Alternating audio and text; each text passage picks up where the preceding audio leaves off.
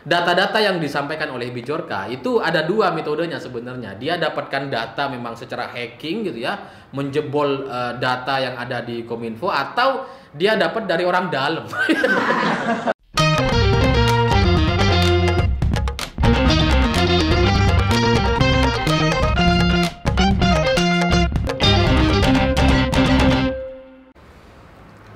Selamat malam para mantan, selamat malam untuk semua mantan-mantan kalian yang menyelesaikan masalah dengan masalah baru. Itu sama kayak Anies gitu ya, menyelesaikan masalah banjir dengan sumur resapan, masalah baru.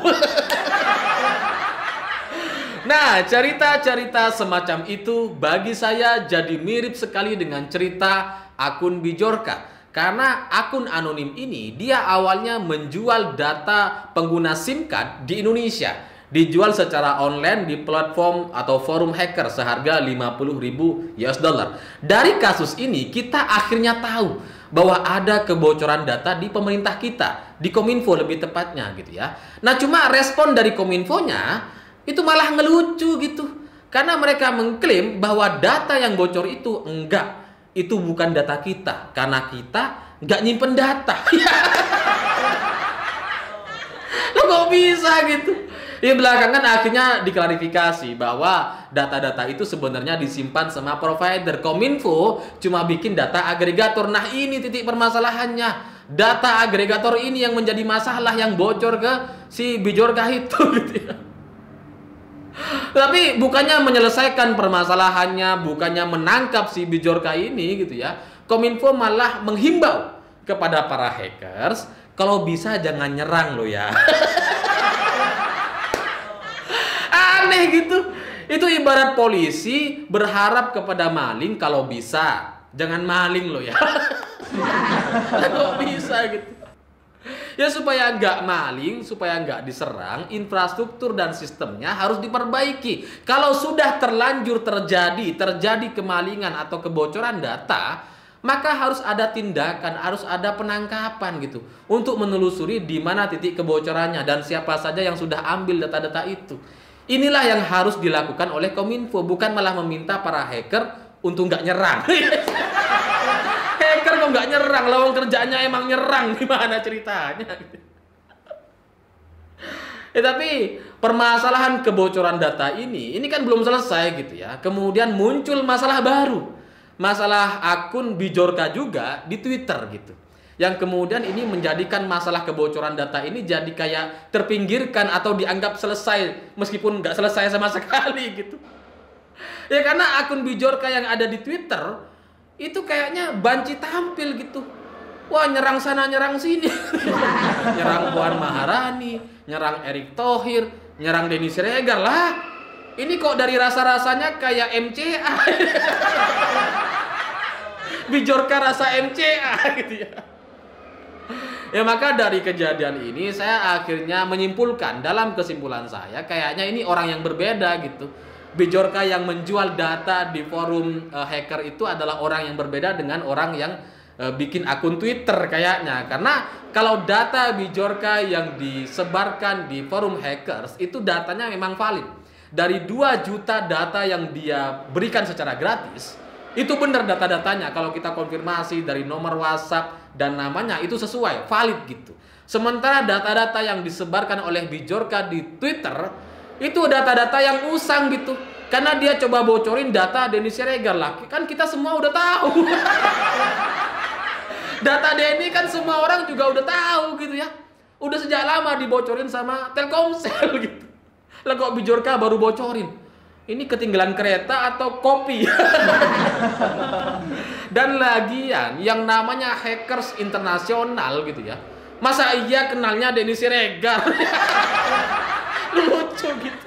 Apalagi dia bilang akan membuka kasus Munir katanya. Ya saya sebutin satu nama, Muhdi Purwo Pranjono. Lah, kita semua udah tahu kalau si Muhdi ini udah di penjara. Nah, mau dibocorin apa? Lawang data-datanya sudah ada di banyak media gitu. Nah, maka dari data-data yang coba disebarkan di Twitter ini kayaknya kok orang yang berbeda dengan yang ada di forum hacker itu gitu. Dan kalau kelihat dari pola-polanya, emang ini pola-pola tengil-tengilnya itu sama kayak si akun opposite gitu ya. Sama-sama akun anonim, sama nyerang Denny Siregar. Sama-sama nyerang pemerintah gitu. Dan nggak mau nyerang Anies, Rizky, nggak bisa dia. Ya karena satu visi satu misi kayaknya gitu ya. Ya karena kalau hackers beneran, kalau hackers internasional gitu ya, mestinya yang diserang itu ya kayak Anies misalkan ngapain aja di KPK kemarin. Cobalah bocorin CCTV-nya. Baru kita percaya itu hackers beneran. Lah kalau bocorin datanya Denny, semua orang udah tahu. Lah ngapain? Ya tapi ya itulah panggung politik nasional kita gitu ya. Ketika ada momentum soal hacker, soal Bijorka ini, maka kemudian cenderung bisa dimanfaatkan oleh orang lain. Karena yang namanya anonim semua orang bisa bikin. Jangankan yang anonim gitu ya. Yang orangnya ada, beneran ada, Firza Hussein gitu ya. Itu juga ada tuh akun Twitternya. Dan kita meragukan apa iya itu si Firza Hussein yang sudah kita kenal luar dalam. Yang sudah kita kenal dengan TV tabungnya. Kayaknya kok bukan gitu. Ya tapi ya itulah dunia sosial media, semua orang bisa bikin. Dan ketika ngelihat tengil-tengilnya, pola-polanya, nyerang Denny, nyerang Erick Thohir dan Puan Maharani, ini semakin menguatkan saya bahwa entah ini MCA atau akun opposite gitu. Dan opposite ini gitu ya, memang setahu saya kayaknya memang adalah akun yang digunakan oleh oknum-oknum tertentu untuk tujuan dan kepentingan tertentu yang kemudian dibuat sangat-sangat kebal hukum. Karena sampai sekarang dengan banyaknya pelanggaran hoax dan undang-undang ITE yang sudah dilanggar berkali-kali sama akun opposite gitu ya, itu nggak pernah bisa ditangkap orangnya dan kemudian ditunjukkan kepada publik, nggak pernah bisa gitu. Kayaknya orang ini emang kebal hukum atau memang punya kepentingan tertentu untuk membuat isu atau provokasi propaganda di media. Dan di luar itu yang namanya hacker gitu ya. Ini mungkin kita juga baru ngerti gitu dari kasus Bijorka ini gitu. Karena data-data yang disampaikan oleh Bijorka itu ada dua metodenya sebenarnya. Dia dapatkan data memang secara hacking gitu ya, menjebol data yang ada di Kominfo, atau dia dapat dari orang dalam. Dua kemungkinannya. Dan gara-gara Bijorka ini di forum forum hackers itu ternyata nggak cuma Bijorka, ada banyak akun-akun yang lain gitu ya, yang memang menjual data-data masyarakat Indonesia.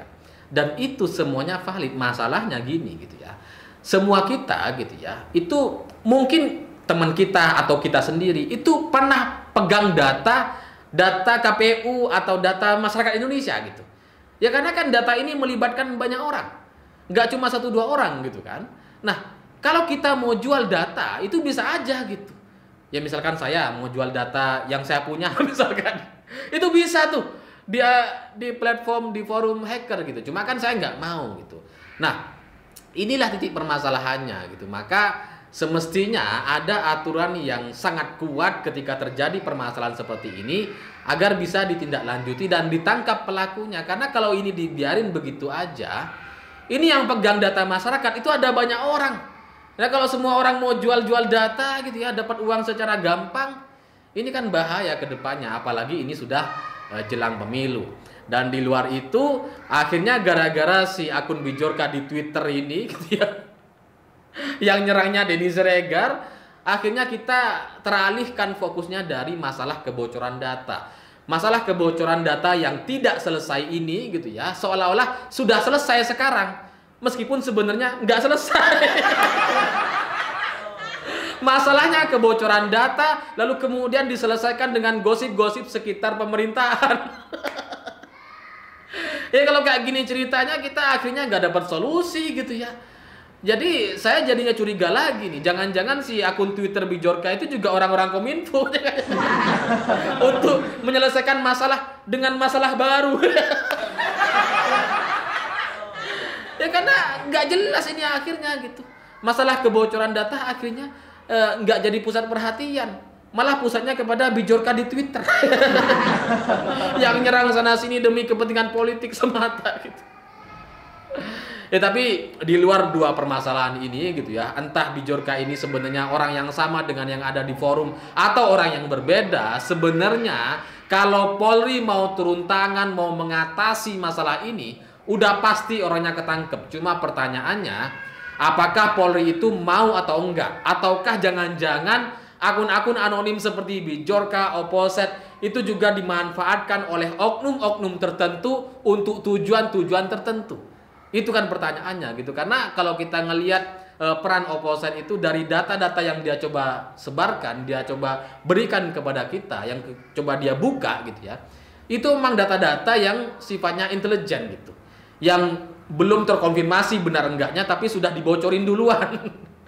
Itu kerjanya si Opposite. Nah, si Bijorka ini apakah punya tugas yang sama atau cuma pengalihan atau supaya ada temennya aja sih Opposite ini gitu.